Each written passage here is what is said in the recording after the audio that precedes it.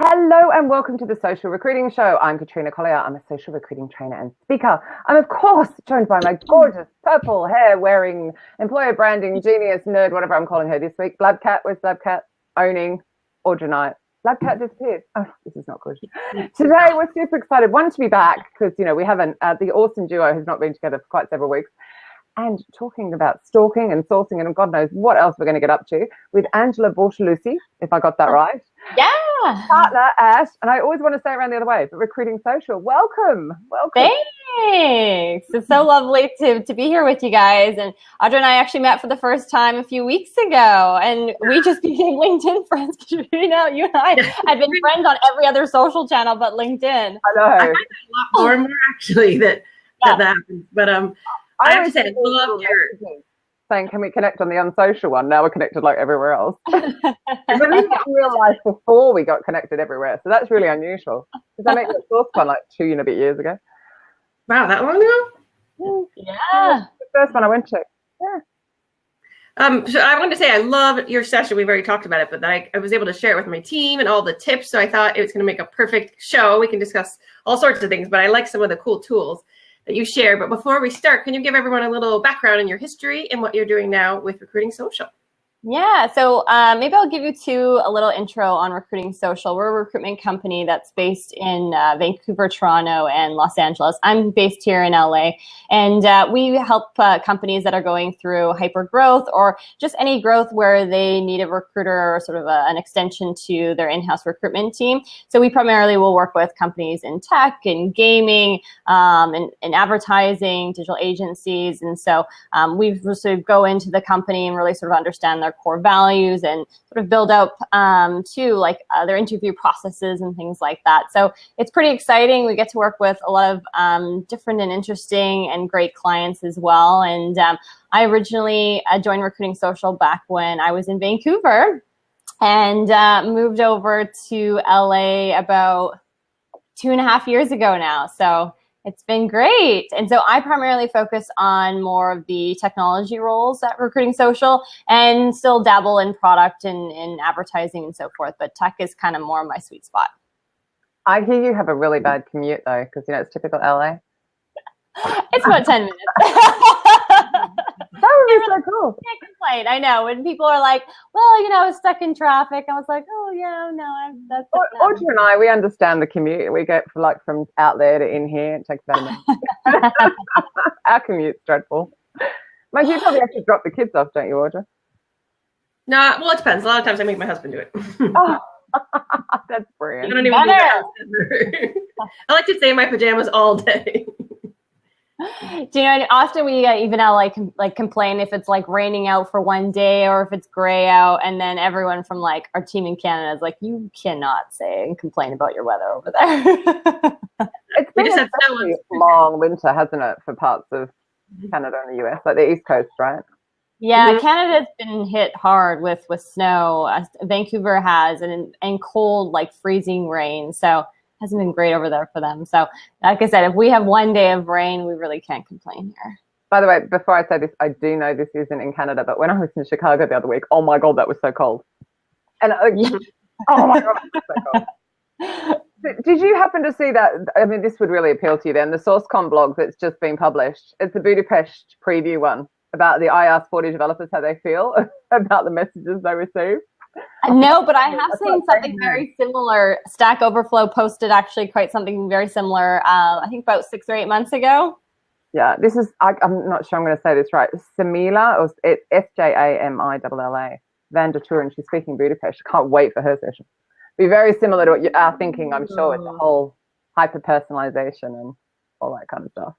Yeah, definitely. Especially when it comes to working with engineers, it's always a tricky one, sort of understanding their mindset and figuring out what messages work well for them and what doesn't, whether you want to be super quirky or you want to be straight to the point, or what your subject lines are, or in terms of even engagement, are you reaching out to them on LinkedIn? Are you reaching out to them on Slack? Are you messaging them on, their GitHub accounts and things like that?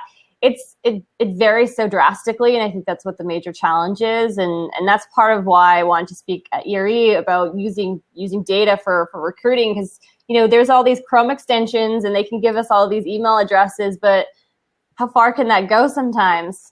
So what? Yeah. So what? Right? And on average, I think an engineer receives anywhere from 3 to 4 messages a day. So like, how do you even compete against that? Like, that's the tough part. It's like, what sort of sets you apart from every other recruiter? And what if your company that you're recruiting for doesn't have any branding? Then it's even harder. Yeah. So an email can only go so far. But I was laughing earlier as well because someone was saying, should I use text? And I'm like, well, if you've sent emails and they haven't worked, maybe you should try sending a text. We're all going to pick our phone up, aren't we? Yeah, exactly. exactly. It's all about the approach. It's just very strange, very strange. So you guys chatted about this topic. I don't know about this topic. So what's this social stalking, intelligence, blah, blah, blah? Is this to do with data? Fill me in. I want to know. I missed the section, obviously.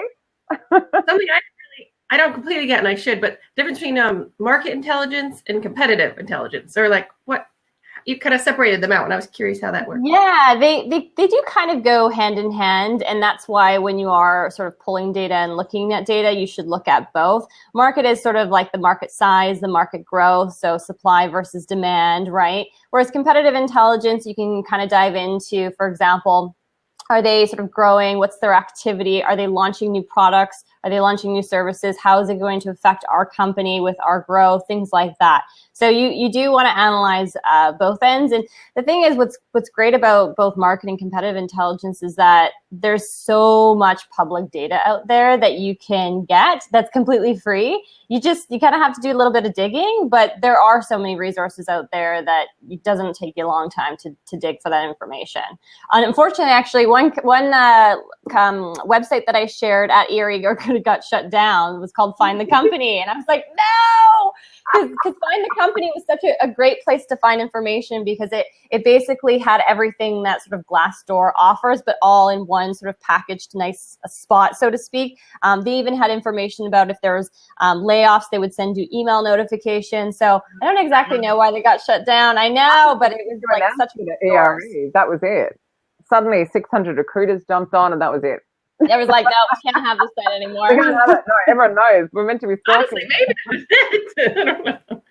So I guess the next step is, it's a bit like when we talk about the email revealing tools. If you've got tools like this Find the Company, what are you doing with that? Like, how do you then make it into something that stands out? Yeah, so I guess sort of just taking a step back, I guess we sort of differentiate the difference between sort of utilizing tools and sort of utilizing data. When you're utilizing data, you're kind of either looking at previous data for like back historically, or you're looking at more current data, and then you're kind of using it to make better decisions in the future, whether that be about your sourcing tactics, it could be how you're approaching your interview questions, it could be even how you're writing your job descriptions. Wow. Whereas I find that tools like different Chrome extensions, they're either building out Boolean strings for you, they're either finding social platforms, but they're not giving you any information on the market. So you could be reaching out to all of these people, but it doesn't necessarily mean that this is going to essentially get us to hire our candidate. And that's the struggle that I was finding with tech, is that, I could build these massive pipelines. I could reach out to tons of people. But what was really going on is I wasn't understanding more about the market and what was happening and where there was a shift, whether it be a technology shift, maybe people were trying to transition away from a certain tech stack, didn't want to work on that tech stack. Maybe compensation was a driving factor. I needed to have more data in order for me to be successful in sourcing and recruiting and closing the candidate. So I think probably last year I sort of changed my approach to wanting to look at more sort of data-centric recruiting. And so for me to be more, like I said, sort of more proactive versus reactive. I think when I first started in tech, I was super reactive, and that was probably my biggest challenge, is that a client would be like, we need to make this hire in a month. And I'd be like, okay, I'm going to go on my laptop and just find this person and send out all these emails and try to reach out to them. And I know all of these tricks and I can find all these people. But what was happening is that, one person then turned into, I need to hire 6 people. And now I need to hire 8 people. And then it just kept on growing and growing and growing. And I just didn't have the capacity to be able to send out all those emails and be strategic with my hiring. So how's it shifted now? So from doing that, you find if a client does come to you with that, you're like, I've got a set ready to go rather than, is that what you mean? Yeah. So for me, it's being able to really sort of dig in what their sort of challenges have been and really being able to sort of map out what my next steps are. And that's why I think with talent mapping, it can be so helpful. It can be helpful with your team. So if you're training your team on sort of the sources that you're finding, whether platforms, whether it be events, conferences, and things like that. And it's visually appealing when you're working with hiring managers. Sometimes they're like, where are our people? And you're panicking like, I don't know, I can't find these people. Yeah. But then you can kind of give them more of a visual tool to say, here are sort of the things that we're, targeting, and here are the places that we're targeting. Maybe this is why we're not being successful. And it kind of gives them a little bit more insight into either supporting and helping, but also showing where your challenges are, maybe where the gaps are.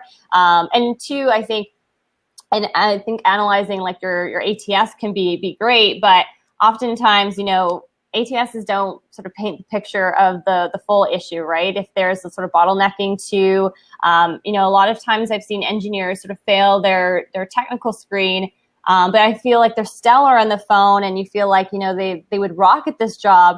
And then you kind of dive in a little bit deeper and you notice that they could actually come up with sort of the middle part, but the solution at the end when they're actually doing their coding screen, they couldn't come up with. So being able to sort of even dive into that information, but you can't get that information on an ATS, right? You can't pull that data and look at it from a report perspective. You have to kind of go and look at it and almost use a sort of like a microscope to really dig in, and then to understand what the problem is and kind of give a little bit more insight into what the market is. Maybe you can't hire an engineer that's from Google that you want to pay $130K a year. It's just not realistic. So being able to kind of coach on that too.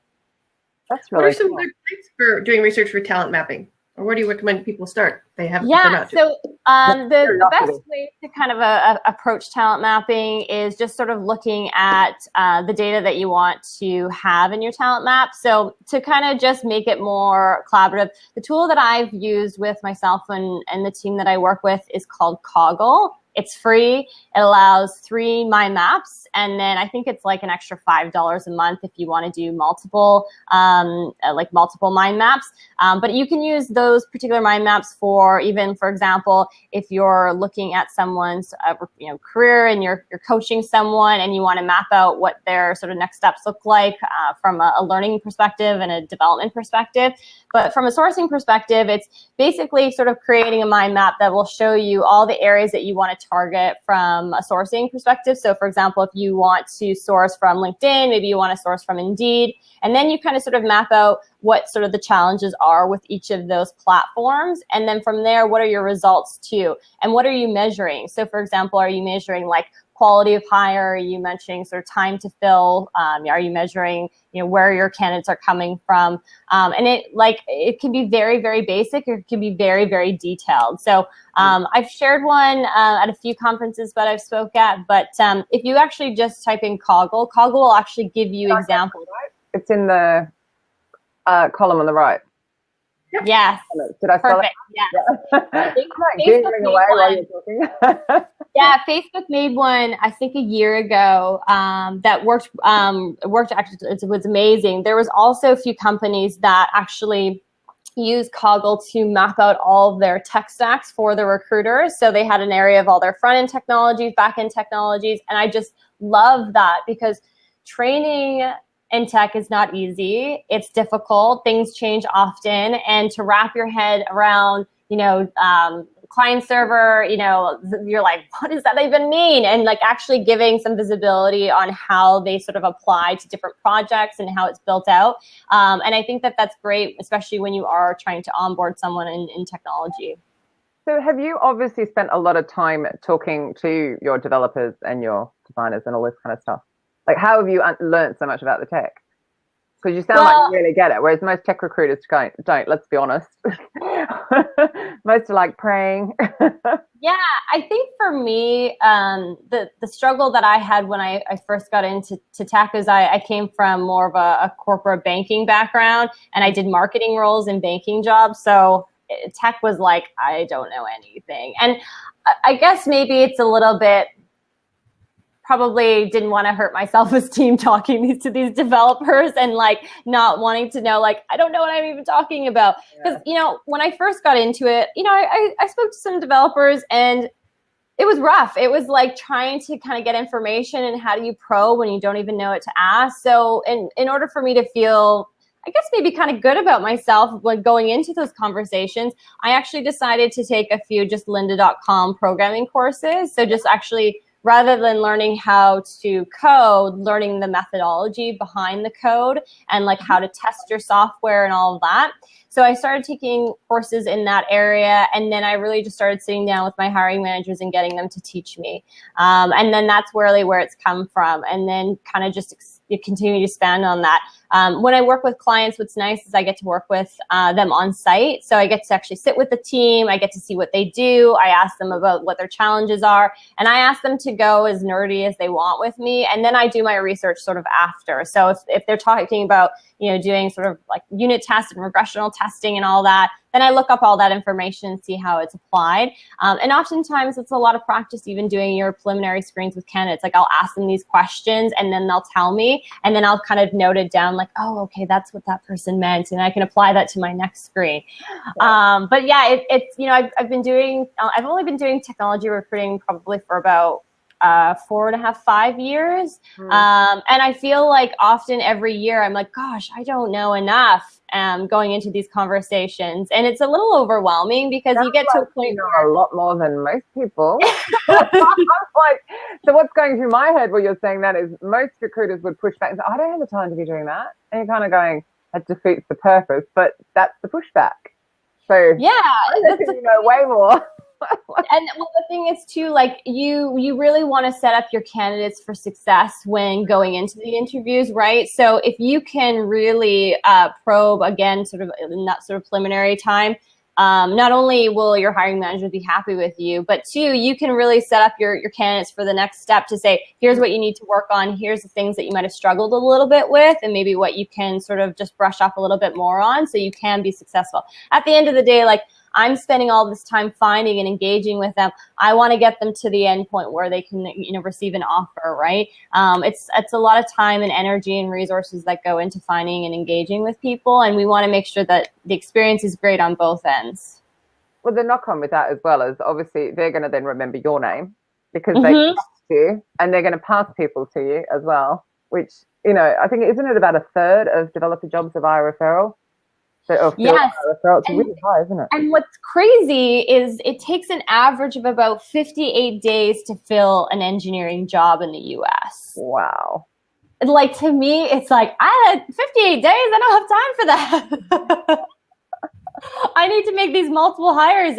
And so that's why you really sort of, and that's why, like I say, sort of talent mapping can be so successful, because it does really map out a lot of the gaps that you have. And even sort of reflecting on previous clients that I've worked with in past projects, I'm like, oh, you know, I could have done this, or I could have done this. But then it's like, okay, so I'm going to take that information now and revamp it into my process. So it's almost like this continuous cycle of trying to learn and do better, so to speak. Mm-hmm. I like the idea that you said in the conference, that if your hiring manager has expectations that are just crazy high, that you could use these talent maps to say, look, actually, this is what we're doing. And I think that's useful. Totally. I had a hiring manager. I was working on a senior financial analyst position. You'd think, given how big LA is, that we'd find this individual in LA. And I was like, look, I'm going to be frank.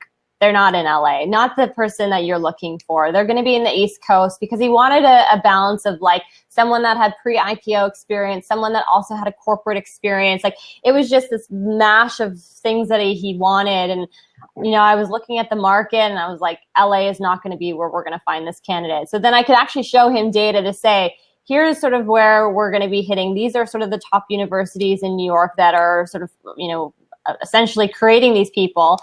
Here's sort of the pay range too. If we want this talent, you know, not only can we offer them a higher pay range, but we're going to have to offer them a relocation package. Is it something that we can do? And really sort of working with him and the finance team. And sure enough, we ended up recruiting someone from New York. And just, like I said, it gives them a lot more, it gives them a lot more trust in you, I think, too, as not just a recruiter, but kind of being that advisor too. Totally. Yeah, it's funny because I do find still, and it's often the in-house, there might be new in-house, have quite a lot of fear of gaining that trust. You just sound like you're really curious, like you want to know more, you want to make your process better. Yeah, and I think that's what maybe comes across when I meet a new client or meet a new hiring manager, is that I always kind of prepare them that I'm going to ask a million questions, but in the long run, it's going to benefit them. But I think sometimes they're a little taken back because they're like, okay, I've sat here for half an hour and I've answered so many questions, but I'm like, I won't have to really come back again. I just need all this information so then I can start my search and not have to continuously bug you. Look, Audra heard this before, sorry, but I was up with Compare the Market, and I'm chatting with one of the hiring managers, and he's going on and on and on about these really bad data scientists that they'd interviewed, and the CVs were crap, and they're going on and on and on. And I eventually went, how long have you spent talking to the sources? No time. And like, how can you expect to have a great person if you've invested no time? You've handed over that really old job description and gone, yeah. Oh, here you go. And it was like this light bulb going off in their head with this deathly silence while I'm stating the freaking obvious. But of course, to us, it's obvious. I don't know that it is necessarily to hiring managers. And yeah, and the thing is too, often hiring managers don't think ahead. They think sort of in that moment. So it's like, okay, I need someone with sort of all of these skills. But then when you ask them, well, are these things going to be changing in 3 months? And funny enough, in tech, they're like, actually, yeah, I'm going to be upgrading to this version. I'm going to be doing this. And actually, we're going to be getting rid of all of our testing. And we're actually not even going to be following a Scrum or Agile model anymore. And I'm like, so everything that's on this job description is not going to be applicable for this person in 3 months. Okay. That's a really I think too, we often panic too, because we're in this sort of state where it's like, okay, we've got all of these hires, we've managing 30 plus recs. We don't have time to sort of plan ahead, and that's why I think if we can just take that one moment or that even just a few days to really ramp up the team, ramp up our knowledge, and ramp up our recruiting, we can be much more successful in making those hires. But if we're going to be reactive, there's not going to be any sort of end result to it. You're going to be sitting on those recs for a long time. Crazy. I'm laughing at Mike's comment in the side there. Michael Coles, the hiring manager assumption is we've got these people in the closet in your offices. Just pull one out. Here's one I made earlier. Have you guys met? I haven't met. I have. We've met via social. Yep. Oh yeah, same. I want to meet you. Yeah, when are we meeting you in person? When is this happening? Oh, SourceCon in Atlanta. I'll be speaking at. So if you're in Atlanta, Budapest. I was going to be in Atlanta, but I can't go because we have a huge event for our team. It's funny. I met Michael when I did the animal recruiting show. Oh my God! Like when I first kind of started with Recruiting Social. That would have been back in 2014. Yes, so you were on the animal show. You were the guest. Oh, yeah, it was like I was just sweating bullets. It was horrendous, but a great experience, but horrendous. Yeah, I've only been on one, so. Really like I was so angry. I was just so angry at not being asked anything relevant to my skill set. That was what was annoying me. And then he was going, well, come on, give me an answer. And I'm going, but you're not asking anything relevant to my skill set. And I was just like, I'm not doing this. Crazy. But, it was fun. I survived as well. I feel like we should all have a little badge or something. Do it. Well, I did it twice. I don't know if I do it again. Never again. Never again. So maybe I just need to bug Shannon to get me back next year. We'll have to make it happen next year. Then. Yeah. So. Can you share at least one or two of those cool sites for the competitive intelligence part? Those are cool. Yes. So it's funny. I actually out loud. Are they going to disappear though? Oh yes. No, this one I just talked to their team. It's called SEM Rush. See if I can. Yeah, SEM Rush. So the cool thing in general about some of the tools that I talked about at ERE, they're not recruiting tools, so to speak, right? And some of them are marketing tools, which I'm finding are getting a little bit more traction. So with SEM, basically it curates data from Google searches. Doesn't use any other channels, just purely particularly Google, and you can do it based in the US, the UK, or across Europe. And what it does, it'll you actually can sort of the search bar, you can actually put what you want to look for, and it will give you results on people that have searched that common keyword or keywords. So if you've got, for example, like application developer jobs, it will pull up any searches that are relevant to what you sort of inputted and give you information on top websites where you've used those keywords.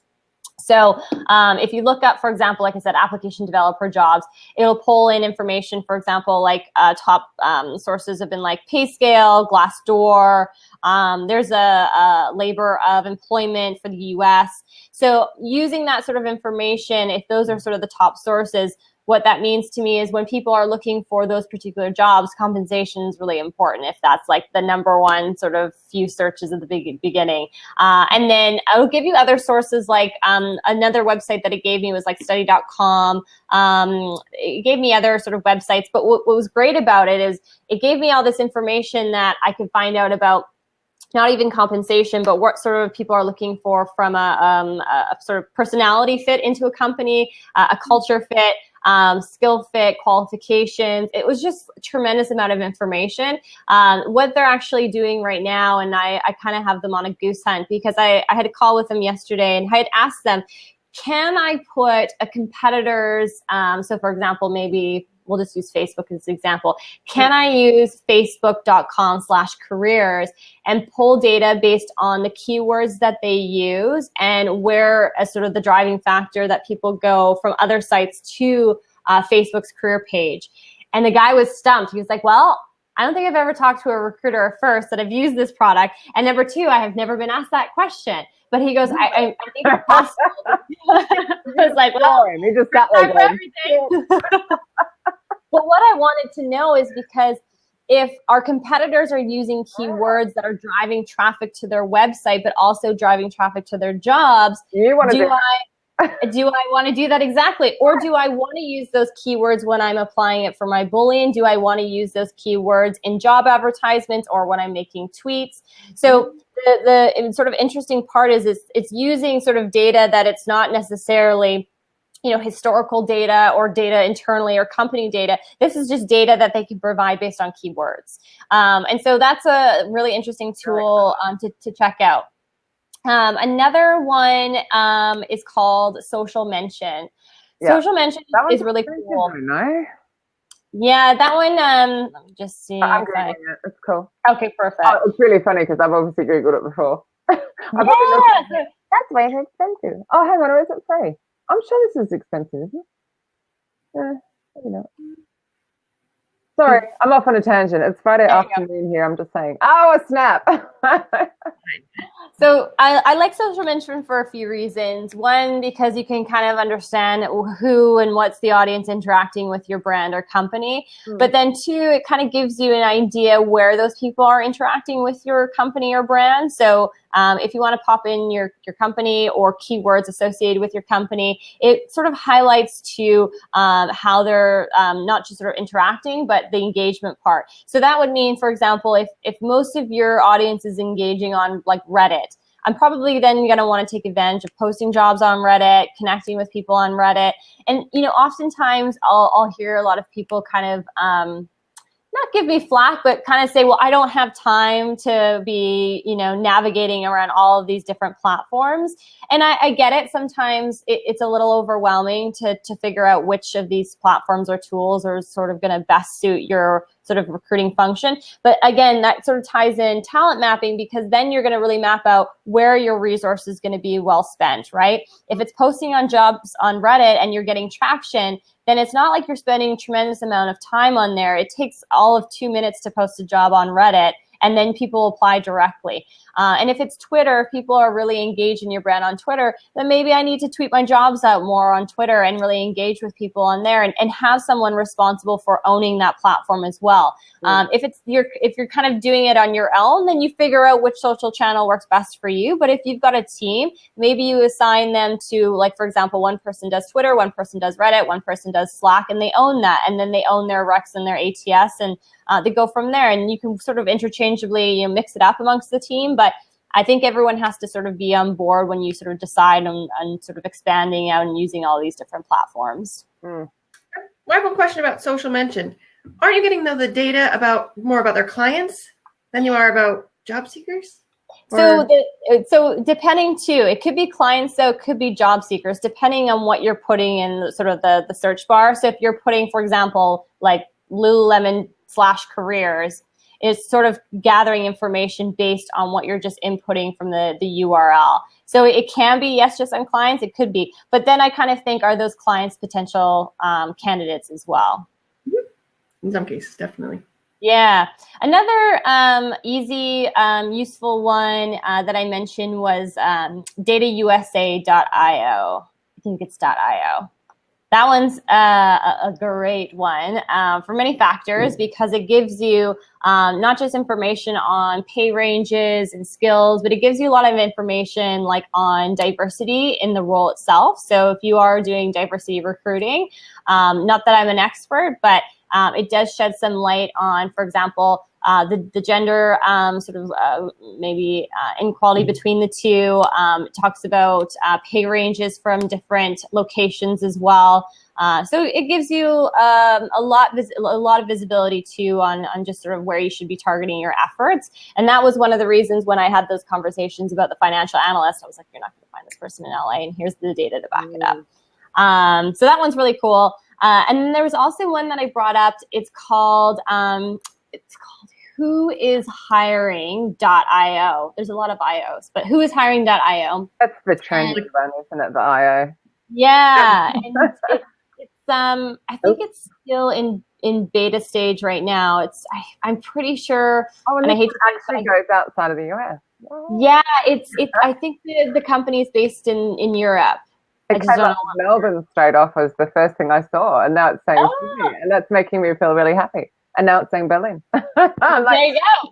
So what's cool? I might be getting a different view because I'm getting a European view. Well, I was going to say, what's cool about Who is Hiring, well, there's a few things, but it kind of maps out, which I love because it kind of ties in a little bit about like heat maps. It kind of it sheds some light on areas in sort of maybe like North America or Los Angeles, people that are hiring for roles that are very similar to maybe what your search is. Go to the advanced search, it gives you this array of all of these job boards that potentially people could be posting. And so some of these job boards I hadn't even heard about or thought about. And to me, that sort of makes me think, okay, so if I'm hiring in LA and there's a particular company that's hiring the same tech stack and they're, posting their jobs on there, maybe do I want to post my jobs on there? Maybe it's too saturated. Maybe I don't want to post my jobs on there. Maybe I'm not getting any ROI from posting roles there. So that's why I like it. It also kind of goes over whether companies are hiring for full-time or part-time or contract. It goes over too about visa sponsorship. It's pretty detailed. Like I said, it's still in beta stage, so it doesn't have all the bells and whistles, but it has enough for you to kind of get started to kind of map out your area of who's hiring. Yeah, God, it's very detailed. Very cool. Yeah, so that was one that I had mentioned. And then another easy one that's I hate to call it ancient because I don't think it's that old, but I mean, I used it. I used it when I first got into tech. It's just ONET Online. It's only for the US. But it's still a great resource if you are not just new to technology. No, what's it called? ONET Online. Yeah, ONET Online. See if I can. Is it? Oh yeah, here we go. .org. Yeah. Yeah, my team called me out on that. They were like, "This is an old site." But that's a really old site. I think my very old site. My website does look like that. what I like what I like about it is because when we talk about like, not to sort of go off topic here, but when we talk a lot about sort of even candidate personas, one of the main things about doing candidate personas is sort of understanding the personality within the individual, right? So we're kind of looking for the 4 W's. It's like the who, what, where, and why. And part of that is we talk a lot about, does this person sort of fit in with our culture? And I think I said this at ERE. kind of cringe when I hear people say, well, they don't fit in our culture. A lot of companies don't even know what their culture is. Yeah. And on top of that, why do you want someone to fit in? Don't you want someone to enhance your culture coming into the organization? So what I like about this is it sort of shed some light on, well, you know, every sort of company has their own culture, but every department has their own culture too. Yeah. So how do you fit with that culture or that sort of personalities and quirks and things like that? So what ONET sort of sheds light on is it shows kind of like the personality types, the core values that these individuals are sort of looking for when they join their jobs. Again, when you sort of paint that picture of a candidate persona, you're sort of highlighting not just sort of personality characteristics, but those core values, what people are really wanting to work on and work within, and the things that are important to them. And then it kind of sheds some light about where to find these people too. And it kind of sheds more light on compensation. It seems like compensation is always at the forefront of many conversations. That's also handy if you happen to know, and you actually know the culture of your company, because good point. But if you happen to know what values they're looking for, and if you're talking about one of those companies that has no employer brand, that would be really handy in the conversation, wouldn't it? Very handy. And the next thing too, and how that ties in too with candidate personas. I mean, typically with candidate personas, you'll want to interview your hiring managers and do like a survey. But if you just want to do a quick, like I said, just remember the 4 W's and build almost like a candidate profile. It's very easy to do, but there's no gender attached to it too, right? There's just, all you're looking at is personality type, where I'm going to find this person, skills and qualifications. It's just so easy that when you are looking for that person, you're not fitting a mold of gender. You're fitting a mold of just certain qualifications and skills and things like that. That's why I hate when people name personas, because the names can give you so many like ideas if you don't want it to, or not just gender, but all sorts of things just from a name. Definitely.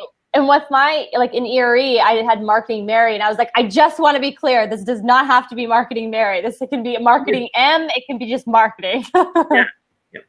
I'm very impressed that Mark Mansell has just joined us, because I've just looked up that it's 12:36 in the morning, as in midnight. Like, wow. He's back to the pub. Yeah, he's back to the pub. He's drunk. Let's hope he doesn't start heckling you. Mark was on. I ran a couple of shows when I was back in Australia a few weeks back. So Mark was on one of them, which was really cool. Yeah, a lot of fun. The world was asleep. Have you ever used like Twitter List and TweetDeck? I find that pretty good for competitive. Yes, it is. It's very, very, very helpful. They're I'm trying to think of the name of it now.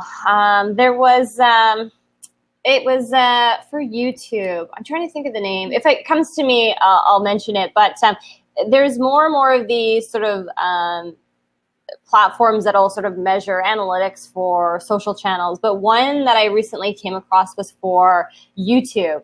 And I know with videos how important and exploding they are for corporate videos. And really, it can show you, this one analytical tool, it can show you like all the times and days where you're getting the most traction, where people are looking at your videos the most. So to me, I think that even that information can be so helpful, because like if we're posting even simple videos, maybe just not on YouTube, maybe we're posting videos on our company's Instagram page, are we posting videos on Twitter or LinkedIn? What kind of traction are we getting? Where's our engagement coming from? And I think videos is definitely something that I think is every company should look at. It just kind of gives you a little bit more insight in what people are really like, and what better way to show a video than, even just a picture. Yeah, absolutely. They're really tough. So you will have seen, obviously we got to take a speaker buddy. So Ika, myself, Mark, and I think it was Jan, we all did video. And they're completely different, because we all it's a struggle, like just to have the energy and to. So I know it's really important, but I think we need some more coaching around that. Yeah, and too, like how camera shy are you? People are often like, well, I don't know if I want to be on camera, right? So a little coaching, I think, can be helpful. Yeah, quite funny. Well, it's going nuts down here. Mark's just drunk, so we'll just ignore him. But back to Twitter, I use a lot of private Twitter lists, because then you can really stalk people nicely without them knowing. I love private Twitter. Say that again, Audra? So, Twitter lists, you can create public ones or private ones. I love private ones for competitive intelligence. You can follow like the company's career channels, the company's recruiters, events or whatever, and it's all private. So you can just have this feed of all recruiters that are at your competing companies, what they're putting out. I think that's really helpful. Michael, you're absolutely right. Audra is creepy. I thought it would be Angela giving all sources are creepy, but apparently it's Audra. So I take it you're not following the companies, you're just sticking them on a private list and following them that way. So they don't see the follow. They don't even know I'm stalking them. Genius. Like it. And how are you using TweetDeck? Is that when you're using your lists then? Yeah, so then I pull up one list of competing recruiters, one list of competing careers channels, whatever it is. Just then I have them all. I have to do that more, actually. Remind me what TubeBuddy is then. I've just seen you've written it there, Angela. Oh, yes. TubeBuddy was the analytics one that'll show you when people are engaging with your videos. You can do like a 14-day trial with them. I think that it's probably paid, but I'm all about using the trial stages just to see if it works and seeing if there's some free tools. And that's how I ended up coming across all those other sort of social and SEMrush and things like that, because there's a lot of paid versions of those tools, but then I try to look for the free ones. Yeah, I know. Because all of the little 10s and 20s start adding up, don't they? Yeah. Michael's put his social blade. I'm just currently Googling. I feel really rude today, but there's just too many tools. I'm getting all excited. Because they're new tools for me. They're a little different to my usual. Here's the latest tool for unearthing an email address. Let's all just start a little there. Well, everyone talks about on Facebook groups. I know. My latest tool died. What can I do? You could ring reception and ask for it. Here's a thought. Old school. I know it's funny, even like, for example, like, I mean, even with LinkedIn, I mean, you can even see a company's growth and how they're, not growing. And now LinkedIn has that, like, it's almost like a notification to say this company has now gone down by like 10%, or this company has gone up by 5%. So they're definitely, what's interesting about LinkedIn, I mean, they're definitely creating more and more features, but even just looking at your competitors' pages on their LinkedIn page and seeing what their growth has been, who they've been hiring, what area, and even too, there's a section to check out their jobs, whether they're actually utilizing jobs, and if they're not, which I think is great to see. Like, maybe should we be posting jobs on LinkedIn? Do we get a lot of traction? Is that a major driver for people to apply for roles? Things like that. What are you recruiting? So, like in tech, no, I wouldn't. But if I was recruiters, salespeople, marketers, entrepreneurs. I laugh though, because I got this email from Connectify. Connectify is now included at no additional cost with US LinkedIn Recruiter corporate seats. Allows you to instantly access personal email addresses and social data. The result, better response rate, up to 50% more. I'm laughing going, yeah, we've been preaching this for years. Get off LinkedIn and email. But if you use any of your own tools to do that, you're in big trouble. I was just like, oh my God. That's Connectifier? It's funny because they recommend you still send it. Doubled up laughing, couldn't stop laughing. I was crying, tears, the works. They recommend you still, in the documents, send an email first and then follow up with an email. Who's going to do that? It's interesting. Yeah. Or you get I just sent an email to someone and they accepted it, and that was it. And just going, it wasn't even a sales pitch. I was referring somebody because they were looking for someone. And I was just like, oh. Anyway. Mark Mansour, hey, and Mark have you done much with linking Insta back to your LinkedIn account? I didn't know you could, or maybe I didn't think you could do that. I think the beer might be hitting his head. What are you saying? Instagram? I know, I was like a little confused by the question when you mentioned about linking Insta. Must mean Instagram. You mean Instagram? Like me, we don't say full sentences, we shorten everything. Like IG? Yeah. I assume he means Instagram back to LinkedIn, but I'd be more inclined to link everything back to my website where my jobs are to get them to apply. Well, I have all my social profiles on LinkedIn, so people, if candidates want to creep me, they can creep me on Instagram. Oh, no.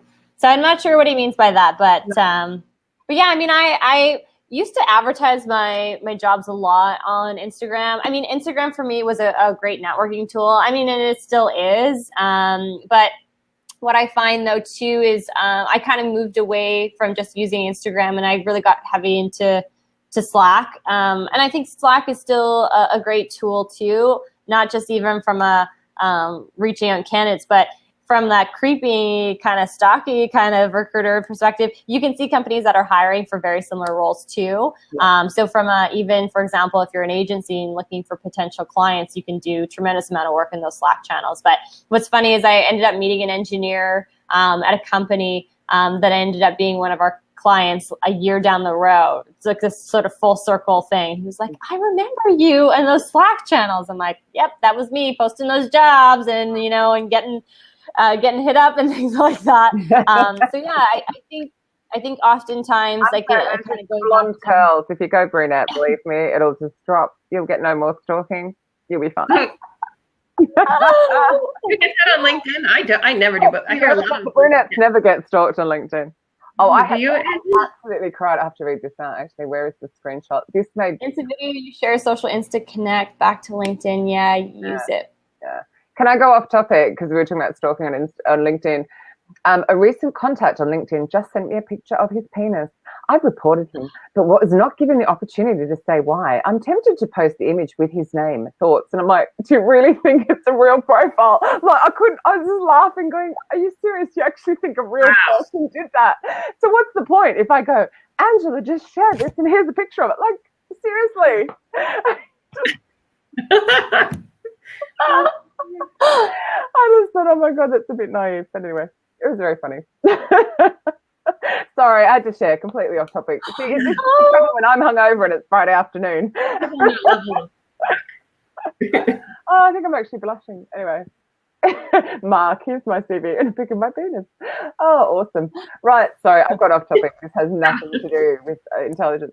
But can we go back to Slack for a minute? Because my fear of recruiters using Slack, even though I'm part of an amazing Slack channel, it's got 1,500 in-house recruiters in it, is that they won't go in and chat or go in and hassle. So have you got some top tips for using it? Yeah, so my number one thing is just learn some good Slack etiquette. And I think that's why recruiters often get sort of hounded and want to get pushed out of those Slack communities is because they just don't know the Slack etiquette. So if people are wondering what that is, just reach out to the admin, whoever sort of supports the community itself. Ask them, what the preferences are in terms of posting jobs, engaging with people. I know Slack has made some changes too. So before it used to sort of display their email. It doesn't do that anymore. So they've kind of cut down from a privacy perspective, but you can still direct message sometimes. Sometimes they'll have their phone number there. But yeah, Slack etiquette is number one. And just sort of understanding the communities and what communities you want to be in. So if you're recruiting, for example, maybe front-end engineers, you might want to look at front-end Slack communities, but also and really sort of be engaging. I would say too, a lot of us will often just post jobs there, but then don't circle back with people. So then people are like, hey, these jobs are great, but then they don't hear from anyone. So be specific too. If you are going to be posting your jobs and you feel like you're not going to be going into the Slack communities and checking messages, have very specific details on how people should reach out to you, how they should connect with you, and details about whether it's off-site or on-site, because a lot of people aren't just going to be in the US that are in those Slack communities, right? They're going to be everywhere. Yep. And so being very detailed, I think, in your description can be helpful. And don't spam. I hate when I see people spammy and it just doesn't look great. What do you use to find the Slack? It's staggering me, though, how many people have built up their LinkedIn company page with all of these amazing followers and put LinkedIn updates that are even about the company, not just jobs, and don't respond to the people that make comments. And that would be most of them. And you're just going, I don't get it. You spent all of this energy getting all these followers and you ignore them. What does that say about how you treat your people? It's crazy. Yeah, definitely. I mean... That's the thing too, people, you kind of go into these Slack communities and then ghost. And it's just, what's the point? So there's just no point in that. There's this website I just shared. It's been changed so many times, but it shows over 1,000 Slack communities that you can take a look at. So figure out kind of which one sort of best works for you based on location. My sort of, I guess, advice when it comes to picking Slack communities is, yes, topic of conversation, but also location. So if you've got a lot of, there's ones like Chicago Tech and San Francisco Tech and Los Angeles Tech, look at all those ones first too, because it's a little bit easier then to figure out if people are actually in that area and that are looking for opportunities or even want to engage in opportunities in that location. Do you find you normally need to write to the owner of the Slack community to get let in? No, so it's the nice thing about with a lot of these sort of communities, it's you can get in like directly accepted right away. Some though you have to answer some questions like what's the purpose of you using this community? So usually like, oh, I'm a tech recruiter wanting to post jobs, but also learn more about React or something. And then if you just complete all the questions, and they'll let you in. Yeah. And it's instant. They'll send you a notification via email, and then you go in. And oftentimes too, you can go into those like channels and then just say like, hey, my name is Angela. I'm a technology recruiter. I'm building out our engineering team. We're looking to hire these many folks. Here's some of the roles that I'm looking to hire. It's an on-site role. Feel free to reach out to me at angela@recruitingsocial.com. They would find that annoying because I feel like in Facebook groups, they would get annoyed if you popped in. No, because the in the channels in like the community, the channels are specific for jobs. Yeah. So there's actually a dedicated spot for jobs. Yeah, you want to check out all the channels. So a great sort of rule is on the left-hand side where it has the channels, search like careers, jobs, and then they'll come up, and then you can post in that area. I do think the point to note with that is a bit like the Facebook group. So is that. So I was having this chat with these recruiters, and but I put it in this group and 5,000 people see it, and I'm going, no, probably about 100 see it, just because it doesn't mean. And it's like white noise. Slack channels the same thing. But there's tons of this going down the side. Mark, of course, is slacking off his own fellow recruiters, as always. Yes. We've had this conversation when I was in Sydney. Michael, hate Glassdoor, but it does currently have a lot of attention, and it's going to get more because, of course, Google Jobs, your normal ATS and Glassdoor are going to be way higher as well. Carrie Collier, lovely to have you here, honey. I like the channels that have career advice. I can add value there and then post. Yes. I feel like a troll when I can contribute. I feel, less like a troll. Sorry. Oh, God, I'm sorry. I'm hungover. Friday afternoon. I can't do this. I feel less like a troll. I'd just say it was an industry event, by the way. So that's my excuse. I should not have shows the day after an industry event. She brings up a really good point, though, too, because if you are unsure about the community, but also unsure about the topics, maybe you want to learn a little bit more, I'm telling you, you can find so much information to use. And I'm like, oh, gosh, I didn't even know what that meant. Like, people are like heavy duty, like fully involved, and it's great. And you can really kind of go back. And the thing is, a lot of these Slack communities, I mean, they're free, so they're going to be sort of on recycle in terms of how many messages you see. I think Slack communities will tap out at about 10,000 messages and then keep recycling. So things will get saved. So you'll have to remember that too. If you are posting your jobs, don't expect it to stay up there forever. Yeah, I end up having to screenshot because the conversations just disappear. Even the direct messages, you're like, oh my God. But they're like the community I'm in, for them to actually pay for the Slack channel is an insane amount of money, so they can't. But I found it really cool, like you're saying, just to listen, because even just from an in-house recruitment point of view, I've done it a long time ago, and I don't understand the pressures they're under now. So for me, just listening, it's been amazing. Yeah, I mean, I guess it's a bit like Twitter used to be. It's just easier in Slack. So. There's a whole debate going on down the side there about Indeed and Glassdoor. We're going to be I'll let them fight it out. I have to thank you for getting up so early for us as well. I'm complaining about being late in the day, but you're early and you're so no worries. I love this. It's great to have a very sort of organic conversations about tools and platforms and things like that. And like I said, I'm super passionate about it, so I really enjoyed the conversation. Yeah, no. Have you always been in data? Is that like always your thing? No, I didn't really even know about data when I first, like I said, got into technology recruiting. I was super reactive and just like, okay, I'm going to stay up till 1 o'clock and just search these people and find these people. And especially with engineers, I find that always my response rate is higher in later in the evening, because then they're more inclined to respond to you because they're not at work. But then it got to a point where I wasn't just working on 3 roles. It was like, okay, you need to now build out an entire team. Yeah. And, you're limited on resources, and you have maybe you're working with a client that has no employer branding. What are you going to do? And it's like, So rather than panic, it's like taking a step back. So I think I really sort of shifted my mindset probably the last year and really sort of understanding how I can utilize data to my benefit. Because like I said, the tools out there are great to use, but it's a little overwhelming to use all these Chrome extensions, and then they stop working. Yeah. And then what do you do, right? Then I'm like, okay, well, I can't use these anymore. How am I going to do my search? Yeah. So rather than, like I said, being super reactive and kind of going into the market and trying to message hundreds of people, it's now just being a little bit more strategic. Yeah, it'd be better to message 20 and get 20 responses than to message 100. Exactly. Yeah. Let's just shift to thinking. Sorry, my dogs are kicking off. They're like, come on, it's walk time. In like Facebook groups a lot for research, or do you keep that more personal? Sorry, what was that? Facebook or Facebook groups for like research or for reaching out to candidates? So there's one Chrome extension that I do use for Facebook. I think it's called, I should know this. It's like a search.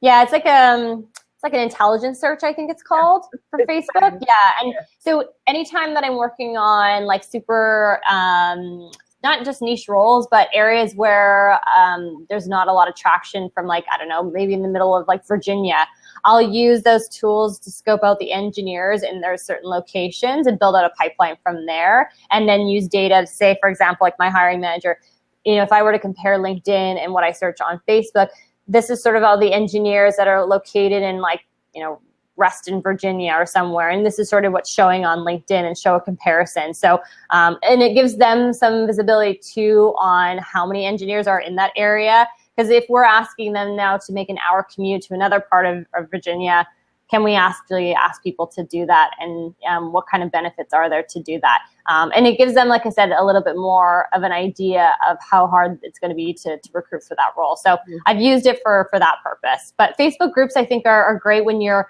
especially when you're opening up new locations. So if you're opening up a new location on Austin and you just want to gain some traction there, just posting some jobs in those groups, I think, can be helpful, because then you'll get a little bit more exposure in areas that you might not have any network. Do you ever, using that lovely term you guys use, reach out via Facebook? Like, 'cause I'm always saying to clients, if you look recruiting nurses, why don't you just send them a video message? Like, how are they going to ignore that play button? Yeah, I have sent messages on Facebook. I've sent like DMs, for example, on Instagram with engineers that I found. I don't really have any shame. I mean, there's not a lot on my Facebook that that I would want people to see. Like, anything that's on Instagram is pretty much transferred over to Facebook. Yeah, but it can be screenshot, right? So why do that in this day and age? Yeah, exactly. But yeah, like I said, when you send an instant message on Facebook, they're not getting your whole profile anyways. They're just getting that message. So it's not too bad. I don't see why people have an issue with it. I think it's just coming from somewhere else. You've done all your research. You've done everything we talked about. I can't believe we're out of time. I could talk to you for hours. We're going to have to make it so I get to another source time. Next week, we have Maisha Cannon. I don't even know if you noticed that, Audra. I set the show up. So we're doing to tool or not to tool. There's a beautiful follow-on from this, actually, about this. Are there too many tools? Should we be paying? What should we be doing? So that should be really, really cool. Angela, thank you. Yeah, thank you so much, guys. Fantastic. Thank you. I got some good tools out there I have to check out. I know. I've got this list of stuff. And I mean, it's just a research point of view. It's really, really cool. So thank you, everyone in the side channel as well. We shall see you all same time next week. Bye. Thanks, guys. Bye. Thank you. Have a great week, everyone. Bye.